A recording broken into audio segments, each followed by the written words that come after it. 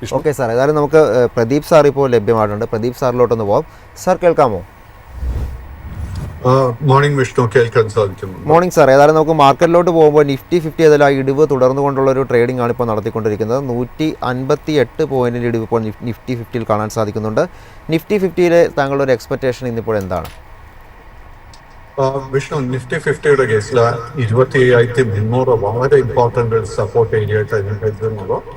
So what we have to do is ഇന്ന് ആ ഒരു സപ്പോർട്ട് നിലനിർത്താൻ സാധിക്കുന്നുണ്ടോ എന്ന് നമ്മൾ ശ്രദ്ധിച്ചിരിക്കണം.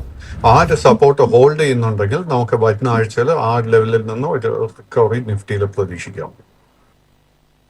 നിഫ്റ്റിയിലോട്ട് ബാങ്ക് നിഫ്റ്റിയിലോട്ട് വരുമ്പോൾ 57,326 എന്നൊരു നിലയിൽ 211 പോയിന്റ് ഇടിവ്, 0.37% ഇടിവാണെന്ന് കാണാൻ സാധിക്കുന്നത്. ബാങ്ക് നിഫ്റ്റിയിൽ താങ്കളുടെ ഇപ്പോഴത്തെ ഒരു ടേക്ക് എന്താണ്?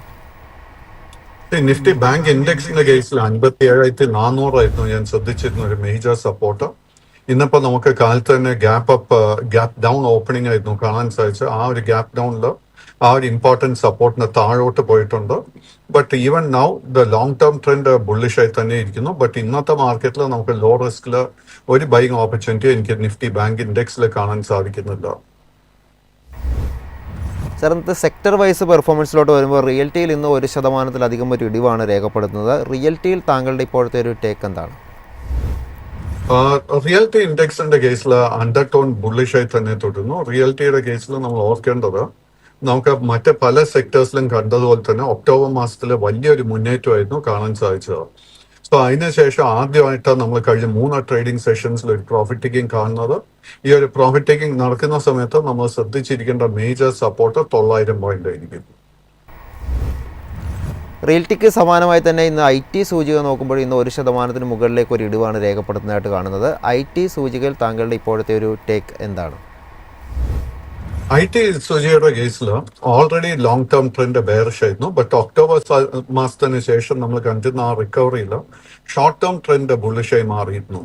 So at this point in time short term trend ബുള്ളിഷിൽ നിന്നും സൈഡ് വേസ് ആയി മാറിയിട്ടുണ്ട്.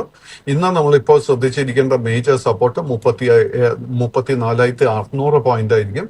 ആ ഒരു സപ്പോർട്ട് ഹോൾഡ് ചെയ്യാൻ സാധിച്ചു കഴിഞ്ഞാൽ വരുന്ന ആഴ്ചയിൽ നമുക്ക് വീണ്ടും ബൈങ് അവസരങ്ങൾ ലഭിക്കും.